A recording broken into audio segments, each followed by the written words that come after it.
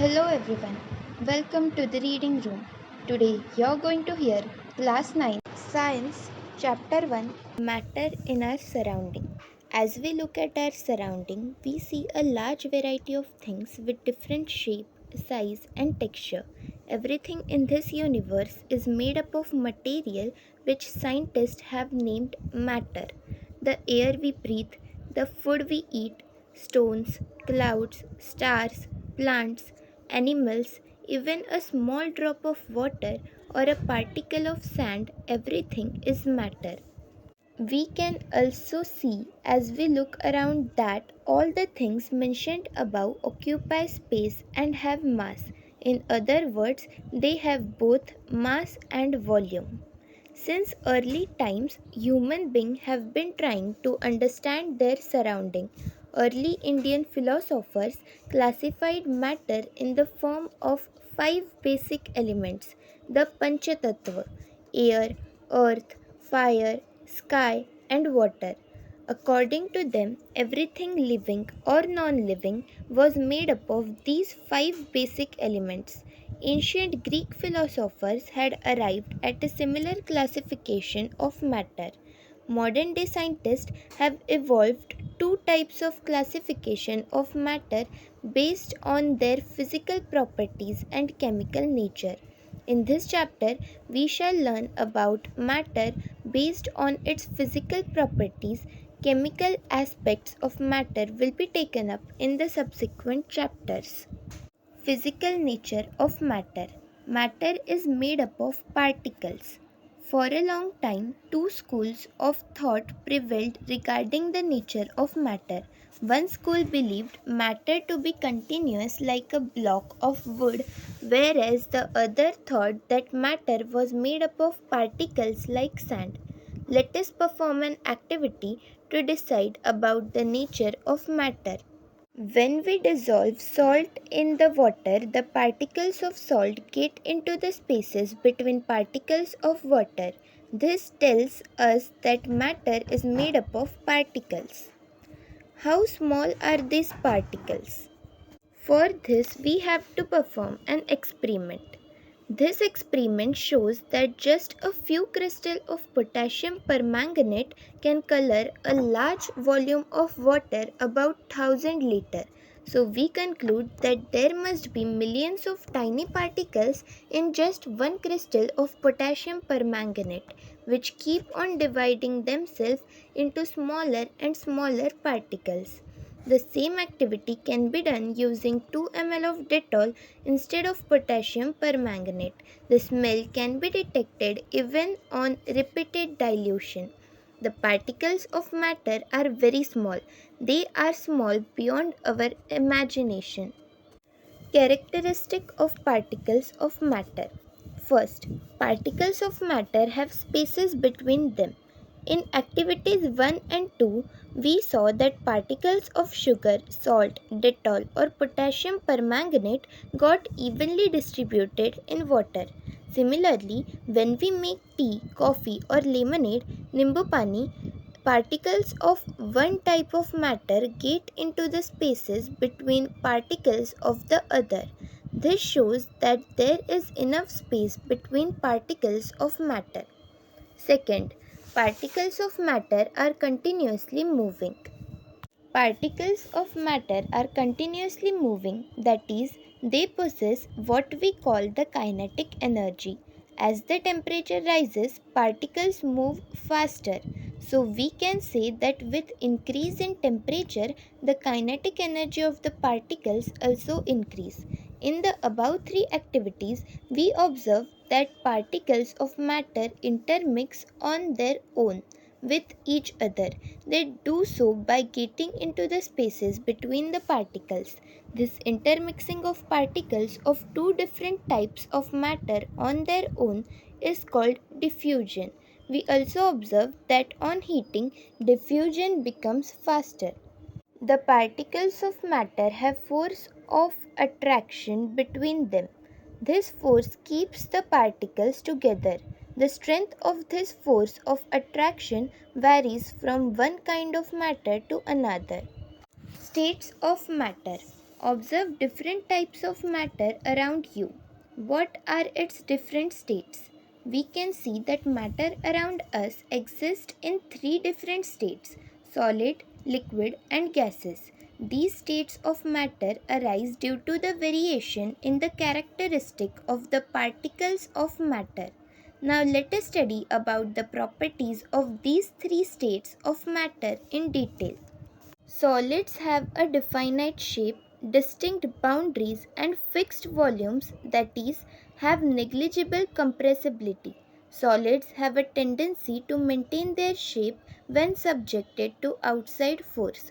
Solid may break under force, but it is difficult to change their shape, so they are rigid. Consider the following. What about a rubber band? Can it change its shape on stretching? It is a solid.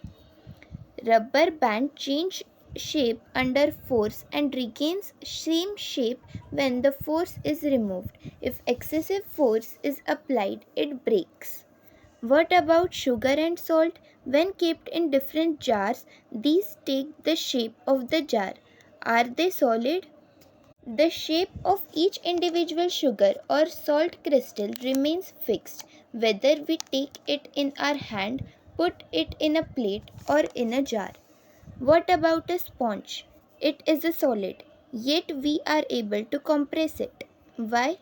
A sponge has minute holes in which air is trapped. When we press it, the air is expelled out and we are able to compress it. The liquid state. Liquids have no fixed shape but have fixed volume. They take up the shape of the container in which they are kept. Liquid flow and change shape, so they are not rigid but can be called fluid. We saw that solids and liquids can diffuse into liquids. The gases from the atmosphere diffuse and dissolve in solid. These gases, especially oxygen and carbon dioxide, are essential for the survival of aquatic and plants. All living creatures need to breathe for the survival. The aquatic animals can breathe underwater due to the presence of dissolved oxygen in water.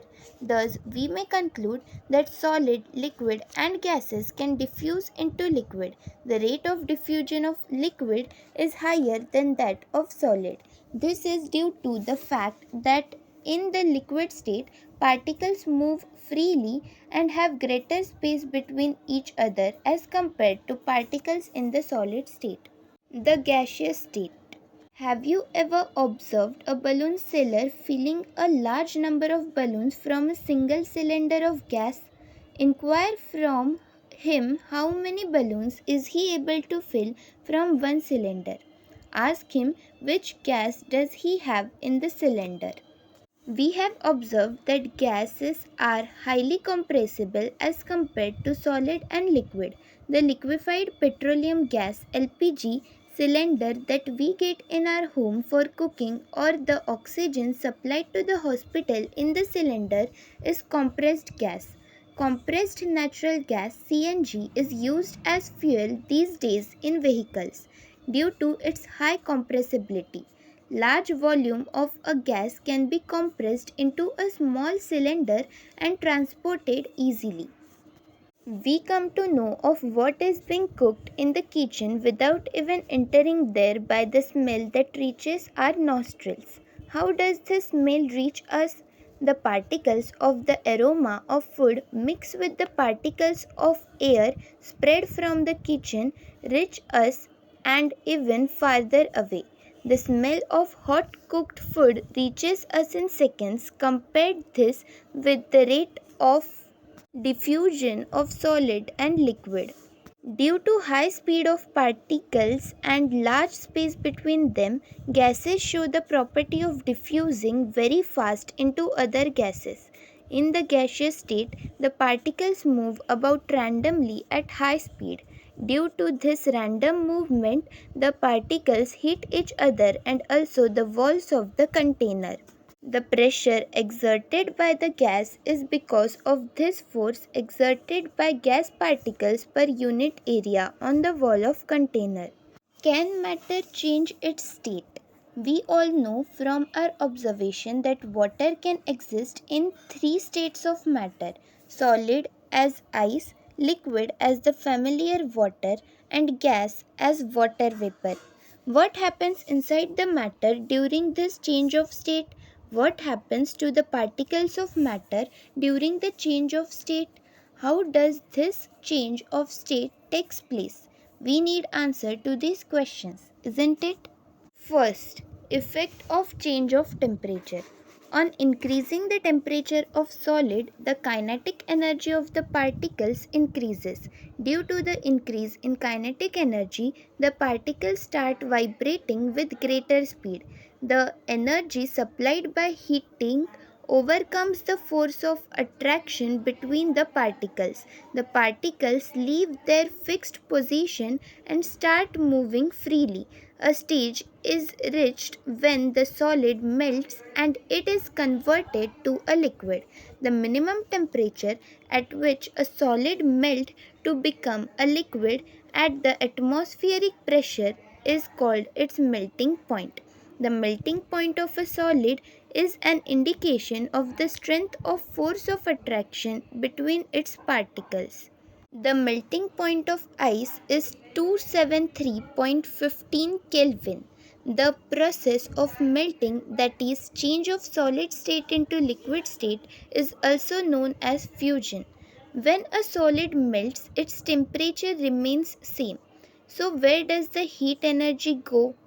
You must have observed during the experiment of melting that the temperature of the system does not change after the melting point is reached till all the ice melts.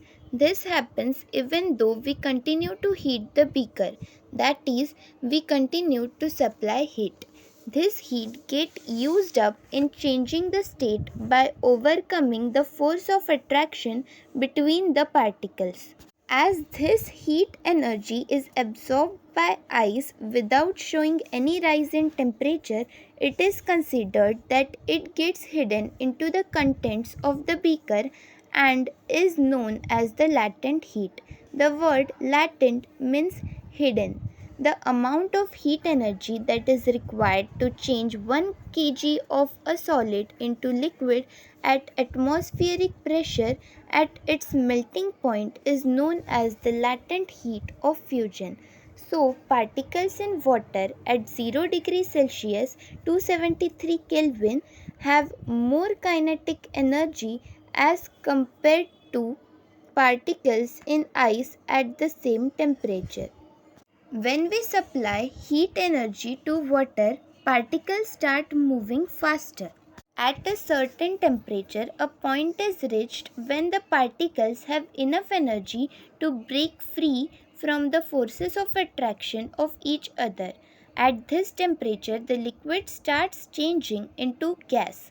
The temperature at which a liquid starts boiling at the atmospheric pressure is known as its boiling point.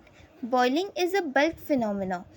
Particles from the bulk of the liquid gain enough energy to change its vapor state. For water, this temperature is 373 Kelvin. 100 degrees Celsius is equal to 273 plus 100 is equal to 373 Kelvin. Can you define the latent heat of vaporization?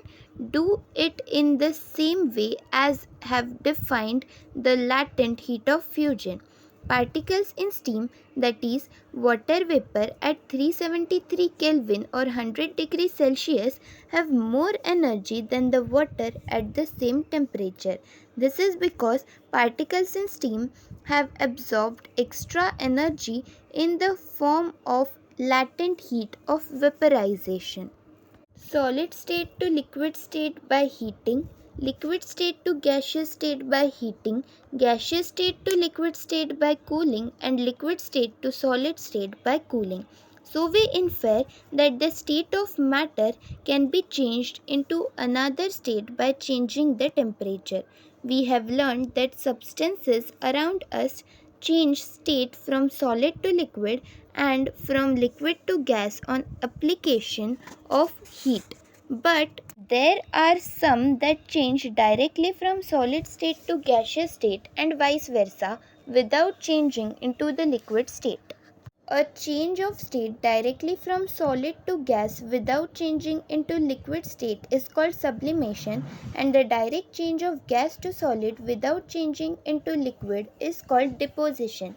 There are very few solids which undergo sublimation. They are camphor, dry ice, etc. Effects of change of pressure. We have already learned that the difference in various states of matter is due to the difference in the distances between the constituent particle. What will happen when we start putting pressure and compress a gas enclosed in a cylinder?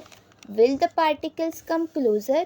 Do you think that increasing or decreasing the pressure can change the state of matter? By applying pressure, particles of matter can be brought close together. Applying pressure and reducing temperature can liquefy gas. Have you heard of solid carbon dioxide? It is stored under high pressure. Solid carbon dioxide gets converted directly into gaseous state on decrease of pressure to 1 atmosphere without coming into liquid state. This is the reason that solid carbon dioxide is also known as dry ice. Thus, we can say that pressure and temperature determine the state of a substance, whether it will be solid, liquid, or gas. Solid to liquid, fusion; liquid to solid, solidification; liquid to gas, vaporization; gas to liquid, condensation; solid to gas, sublimation; and gas to solid, deposition. Our last topic is evaporation. Do we always need to heat or change pressure for changing the state of matter? Can you quote some examples from everyday life where change of state from liquid to vapor takes place without the liquid reaching the boiling point? Water, when left uncovered, slowly changes into vapor. Wet clothes dry up. What happens to water in the above examples? We know that particles of matter are always moving and are never at rest. At a given temperature, in any gas, liquid, or solid, there are particles with different amounts of kinetic energy. In the case of liquid, a small fraction of particles at the surface having higher kinetic energy is able to break away from the force of attraction of other particles and gets converted into vapor. This phenomenon of change of liquid into vapors at any temperature below its boiling point is called evaporation. Factors affecting evaporation. You must have observed that the rate of evaporation increase with an increase of surface area. We know that evaporation is a surface phenomenon. If the surface area is increased, the rate of evaporation increases. For example, while putting clothes for drying up, we spread them out. An increase of temperature. With the increase of temperature, more number of particles get enough kinetic energy to go into the vapor state. A decrease in humidity. Humidity is the amount of water vapor present in air. The air around us cannot hold more than a definite amount of water vapor at a given temperature. If the amount of water in air is already high, the rate of evaporation decreases. An increase in wind speed. It is a common observation that clothes dry faster on a windy day. With the increase in wind speed, the particles of water vapor move away with the wind, decreasing the amount of water vapor in the surrounding. How does evaporation cause cooling? In an open vessel, the liquid keeps on evaporating. The particles of liquid absorb energy from the surrounding to regain the energy lost during evaporation. This absorption of energy from the surrounding makes the surrounding cold. What happens when you pour some acetone nail polish removal on your palm? The particles gain energy from your palm or surrounding and evaporate, causing the palm to feel cool. After a hot sunny day, people sprinkle water on the roof or open ground because the large latent heat of vaporization of water helps to cool the hot surface. Can you cite some more example for daily life when we can feel the effect of cooling due to evaporation? Why should we wear cotton clothes in summer? During summer, we perspire more because of the mechanism of our body which keeps us cool. We know that during evaporation, the particles at the surface of the liquid gain energy from the surrounding or body surface and change into vapor. The heat energy equal to the latent heat of vaporization is absorbed from the body, leaving the body cool. Cotton, being a good absorber of water, helps in absorbing the sweat and exposing it to the atmosphere for easy evaporation. Why do we see water droplets on the outer surface of a glass containing ice cold water? Let us take some ice cold water in a tumbler. Soon we will see water droplets on the outer surface of the tumbler. The water vapor present in air on coming in contact with the cold glass of water lose energy and gets converted to liquid state, which we see as water droplets. Thank you. That was all for today. Let us meet in the next video with another interesting chapter.